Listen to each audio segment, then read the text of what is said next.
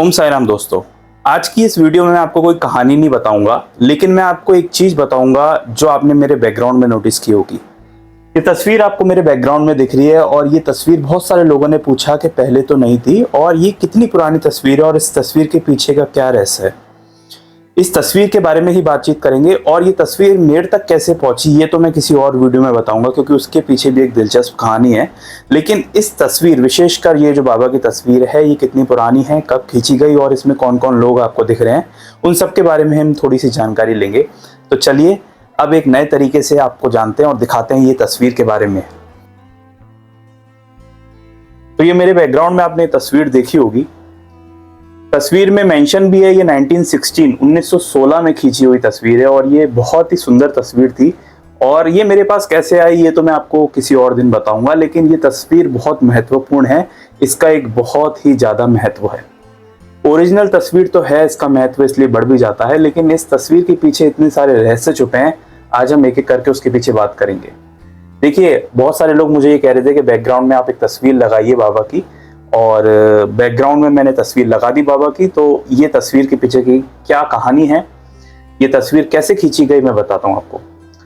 पहले तो तस्वीर में मेंशन है कि ओरिजिनल फोटो है 1916 का। 1916 में पूना के एक फोटोग्राफर थे काशीनाथ गोड़े, और काशीनाथ जी की हम पर कृपा रही कि उन्होंने ये तस्वीर बाबा की खींची। और ये तस्वीर भी बाबा की बहुत खास वक्त की है। साईं बाबा, आप सब जानते हैं कि वॉक करते हुए भक्तों के साथ लेंडी बाग जाया करते थे, और लेंडी बाग आज भी शिरडी में अगर आप दर्शन करने जाएं तो आपको देखने को मिलेगा। एक बाग है जहाँ, एक गार्डन कह सकते हैं आप। तो सैर पर बाबा जब निकला करते थे तो ये उस समय का फोटो है। काशीनाथ गोड़े जी जो कि पूना के एक फोटोग्राफर थे, उन्होंने ये तस्वीर खींची।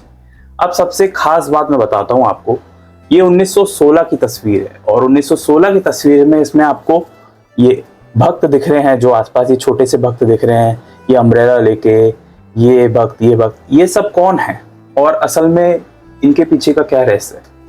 सबसे पहली बात तो मैंने आपको बता दी कि ये बाबा की तब की तस्वीर है जब बाबा लेंडी बाग जा रहे थे। तो काशीनाथ जी ने तस्वीर खींची सन 1916 में।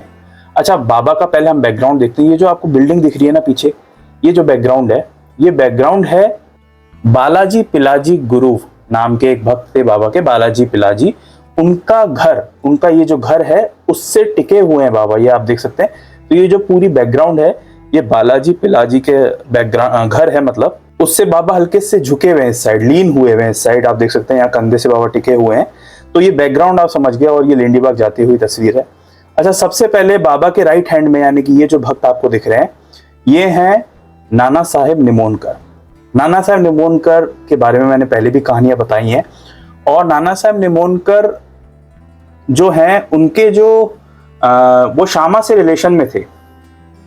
ऐसे थे कि जो शामा जी थे, जो बाबा के परम भक्त थे, शामा के बारे में आप जानते होंगे। तो शामा के जो पिताजी थे बलवंत राव जी, वो इनके अंकल लगते थे रिश्ते में। तो इस तरह से जो निमोनकर जी हैं वो असली नाम इनका देशपांडे ही था, मतलब सरनेम, और वैसे नाना साहब निमोनकर के नाम से जाने जाते थे। तो शामा जी के जो हैं वो रिलेशन में ही थे। अच्छा, नेक्स्ट इस छोटे से भक्त की तरफ आपका ध्यान गया। ये जो छोटा सा भक्त है बाबा का, जो बाबा के साथ चल रहा है, ये नाना साहेब निमोनकर का ही पोता है, ग्रैंडसन है। तो नाना साहेब निमोनकर के एक बेटे हुए थे सोमनाथ, और उनके जो बेटे थे, तो ये वो उनके बेटे हैं, यानी नाना साहेब निमोनकर के ग्रैंडसन है। अच्छा, सबसे आगे कौन चल रहे हैं, ये लाठी लेकर आप देख रहे होंगे, सबसे आगे चल रहे हैं, ये है नाना चौबदार। नाना चौबदार बाबा के हमेशा यात्रा के आगे जाया करते थे रास्ता दिखाते हुए, तो ये लीड करते थे। तो हमेशा ये आपको अधिकतम तस्वीरों में, वैसे ज्यादा तस्वीरें हैं नहीं बाबा की ओरिजिनल, तो ये आपको आगे दिखेंगे। अच्छा, अब आप सबसे खास भक्त से मिलिए जिनकी वजह से आज हम समाधि मंदिर देख पा रहे हैं। ये हैं बापू साहब बूटी। बापू साहब बूटी नागपुर के करोड़पति व्यक्ति थे। मतलब इनको आप इतना सिंपल देख रहे हैं तो आप ये मत सोचिएगा कि ये एक मिडिल क्लास फैमिली से नहीं, ये एक बहुत करोड़पति व्यक्ति थे नागपुर फैमिली से। और इतने करोड़पति होने के बाद भी अगर आप इनकी निगाहों की ओर देखेंगे तो निगाहों इनकी हमेशा, जो इनकी आंखें हैं वो हमेशा बाबा के चरणों की ओर रहती थी, क्योंकि इनका ऐसा मानना था कि इनके जो गुरु हैं वो सबसे ज्यादा इंपॉर्टेंट है और वो सब कुछ है इनका।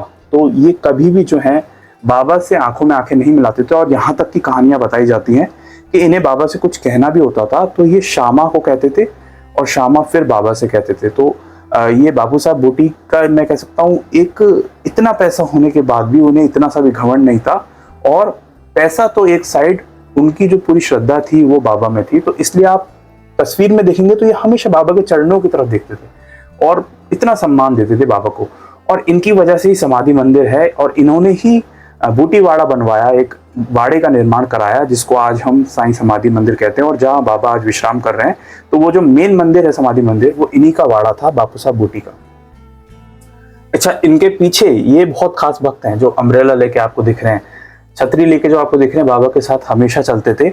समाज ने इनको दूर कर दिया था लेकिन बाबा ने नहीं किया था। ये है भागोजी शिंदे। भागोजी शिंदे जो कि आपने सुना होगा, कोढ़ रोग का शिकार हो गए थे। स्किन जो है इनकी, चमड़ी जो है वो गलने लग गई थी, पीप बहता था उनमें से, बदबू आती थी, और स्किन जो है वो खराब हो गई थी। लेप्रोसी जो कहते हैं, एक तरह की बीमारी होती है।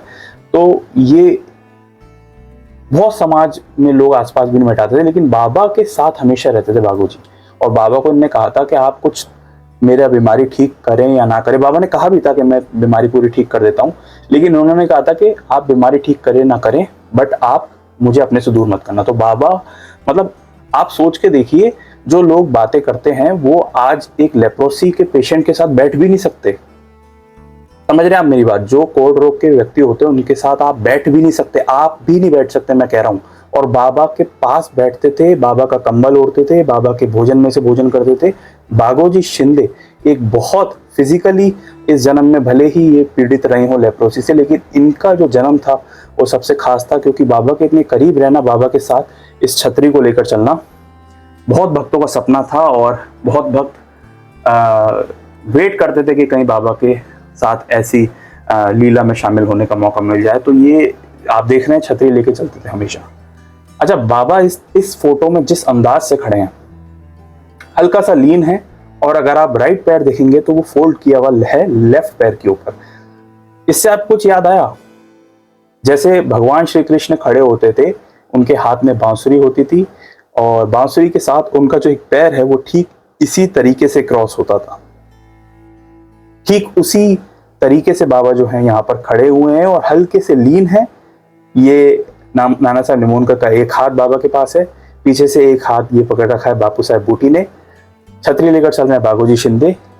ये नाना साहब निमोनकर के ग्रैंडसन, ये नाना चौबदार। और ये फोटो खींची गई है काशीनाथ गोड़े जी, जो कि पुणे के फोटोग्राफर थे। तो ये एक बहुत खास फोटो थी, 1916 की फोटो थी। बहुत सारे लोग मुझसे पूछ रहे थे, तो मैंने सोचा कि आज वीडियो कुछ अलग अंदाज से बनाई जाए और थोड़ा सा अपने जो बैकग्राउंड है उसके बारे में आपको बताया जाए।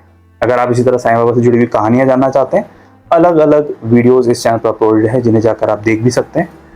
मिलेंगे एक नेक्स्ट वीडियो में, बहुत सारी वीडियोस अपलोडेड हैं। तब तक के लिए ओम साई राम।